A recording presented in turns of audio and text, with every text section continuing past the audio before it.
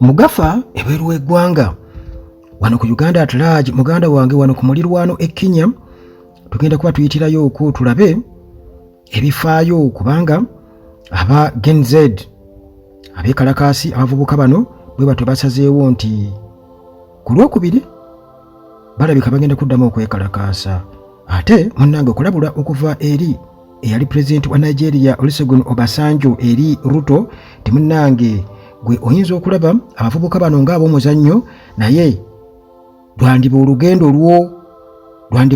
lumuganda wange olw'okusiibula entebe y'obwa pulezidenti so nga ate bannayuganda nabo ate basanyukidde Ruto ne bagamba bannakenya nti mumutuweerezeko wane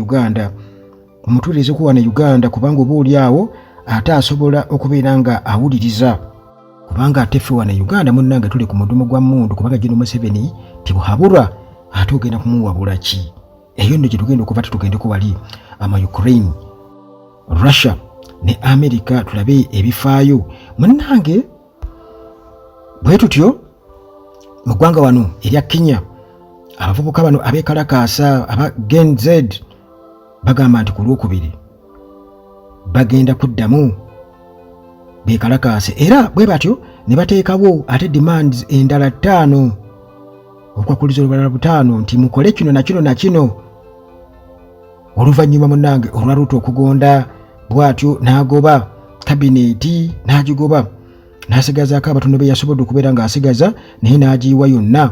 Kakati muganda wange wave empya ey'okwekalakaasa eno ng'ekulembeddwamu ba activists abawerako era nga bano munnange bakulembeddwamu Boniface Mwangi okukosa n'abavubuka bano aba Gen Z bwetyo muganda wange egenda kubeerawo ate era okwetooloola eggwanga lyonna era nga mu kusalawo kino mu kabuufube gwe baliko okubeera nti nno bateeka akazito ku pulezidenti Ruto okubanga agendera ku ebyo bye baagala akole jjukira nti yabadde amaze okubeera ng'agoba kabineti yonna era munnange nga kano kabadde kabonero akalaga nti abekalakaasi ekintu kibali mu ngalo anti bye baagala bibeera bitandise okubeera nga bikolebwako kati olwo baagala birala byonna tebaagala kuleka jjinjana limu nga sirivuunule ku social media bw'atyo munnange Mwangi yatukakasizza n'atugamba nti balina bye baagala bikolebweko eby'omuggundu ebitali byakusaaga mu kwekalakaasa era bagenda kuba bafokasinze ku bintu bino wammanga baagala abo bonna abaakwatibwa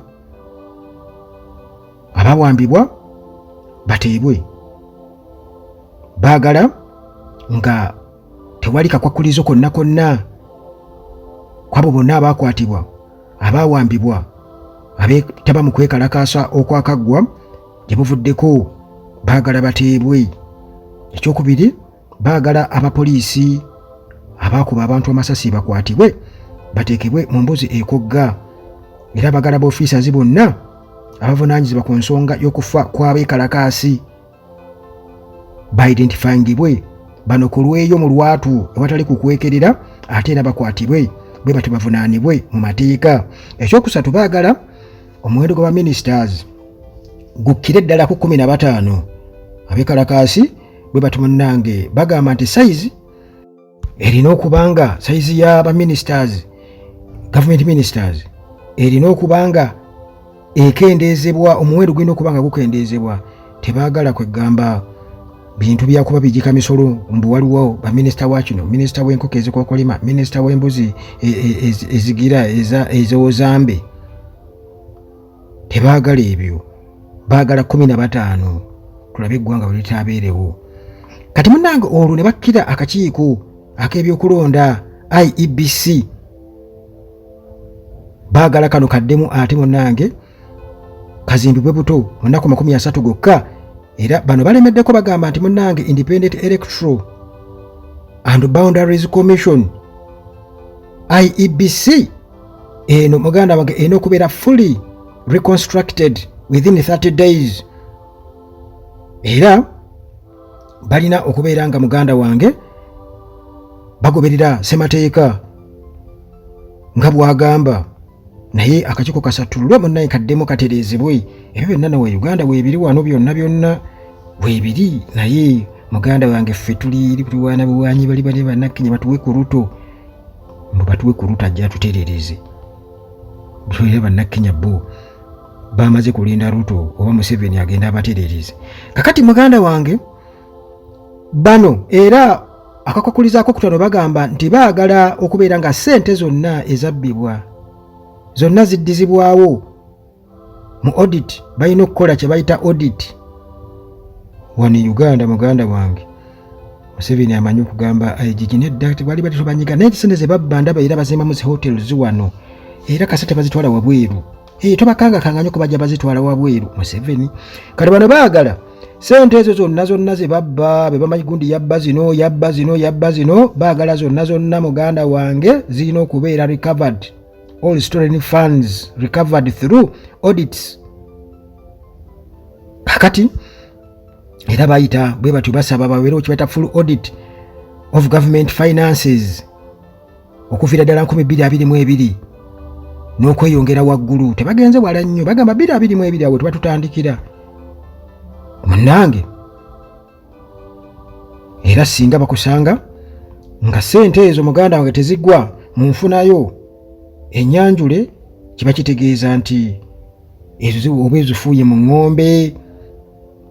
Kakati olwo munnaye nga bamaze okubeera nga balangirira bino byonna bwe batyo bagamba nti wetuli kati tututte step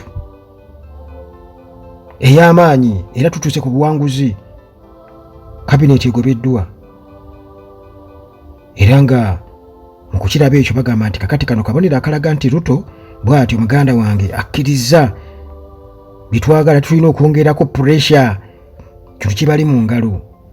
Kati munnange bwe batyo ne balangira olwokubiri bagenda kuddayo beekalakaase. Ano bino munnange nga bw'okimanyi ebintu byaffe wano e Uganda ebyakatinko olutule Bannakenya Ruto wano akendeezezza saizi ya kabineti olwo Bannayuganda nabo bavaayo ku kye bamanyi obulungi olwo boogera beesimisa Ruto. Era Bannayuganda baadde bakulembeddwamu mukulu Kabushenga yali wa New Vision era nga basaba mbu mutuweerezeeko ku Ruto mbajje ne Uganda. Kyokka ate babagamba baweereza Ruto ate Ruto menta we naye ye Museveni bamugjeeko ena mumusindike ena ajja amaleyo omwezi gumu gwokka atukolere ku gabbi. Munnange oluvannyuma lwa Ruto okubeera nga yagobye entire cabinet yonna n'asigazaako deputy we Rigathi Gachagua ne prime cabinet secretary Musali Mudavadi. Kati Bannayuganda nga bwe bamanyi be mutuweereze ku Ruto eno wiiki 2 zokka atuyambeko atugogolere gavumenti.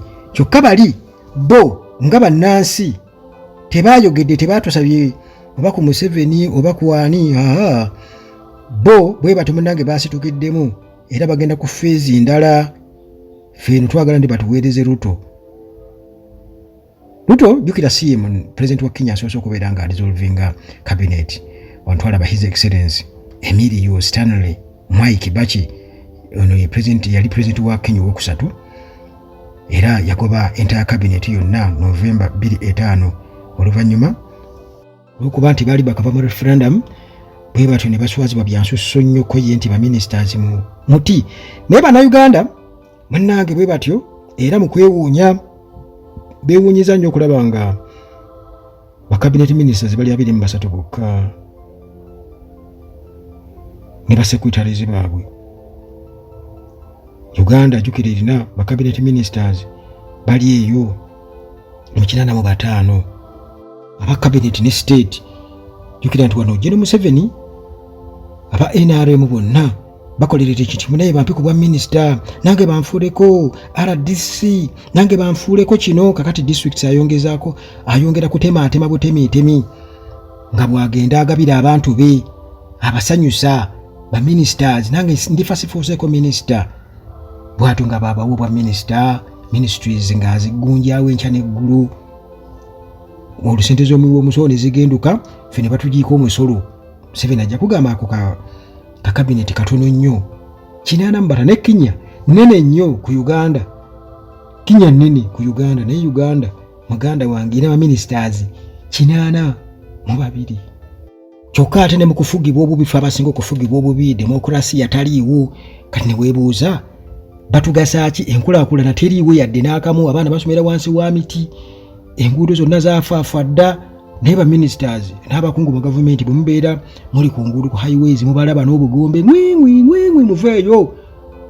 Ng'olwo abasirikale bajja bwe bakuba bati bagezaako kuba bati ku mmotoka emiggo batwala abakulu oba babeera bagenda kukola kinenze. Kimmanyi babeera bava kulambula faamu zaabwe oba babawa abakyala baabwe kunyokesa wayase kuba tebagwa kuwasa abo. Kati eyo nga tuvuddeyo e Kenya mannange mu bumpimpi katugende wali mu Ukraine, Kyiv, Ukraine. Ate mannange tugendeko wali ne mu Russia tulabe biki ebigenda mu maaso. Olutalo tukyagendera ddala mu maaso. Kati America ewadde Ukraine ennyonyi mutasobwa era mannange ne tekinologiya bwe batyo tebamuleseeyo ow'omulembe okwetaasaako amagye ga Putin n'okukola ennumba ku Russia. President wa America Joe Biden bwe yabadde ne bakulembeze banne ab'amawanga ag'amaanyi mu nsi yonna mu kibuga Washington ekya America mu lukiiko olw'omukago gwa NATO. Eno mannange gye balayiridde okufiira ko Vladimir Putin owa Russia.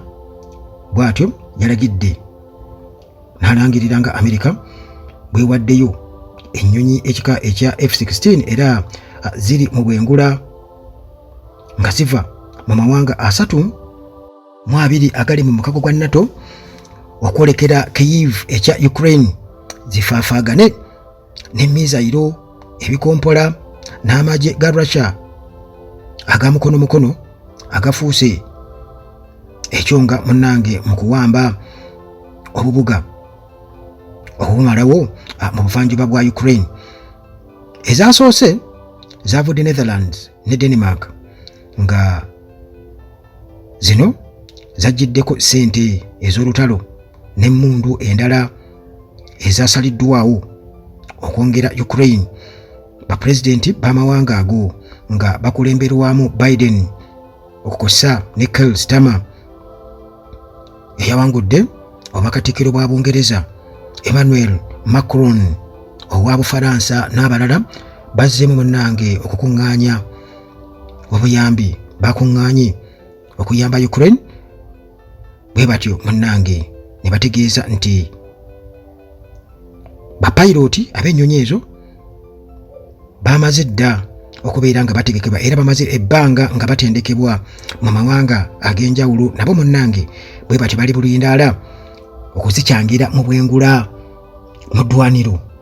Minisita wa America ow'ensonga ez'ebweru Antony Blinken ku Lwokusatu yategeezezza nti ennyonyi ziri mu kkubo nga ziva mu mawanga agaziwaayo oluvannyuma lwa America eyazikola n'ezibaguza okuzikkiriza okukola mu lutalo olwo. America naye munnange yawaayo ezimu nga kati eziri mu kugenda mu ddwaniro ziri 80 ebyo nga biri bwe bityo era amawulire munnange aga Russia aga TASS News Agency gafulumizza amapya agejje erya Putin birikubye ebyuma munnange ebiketta ennyonyi ebya radar America beyawa Ukraine okuketta bomu ne mizayiro eza Putin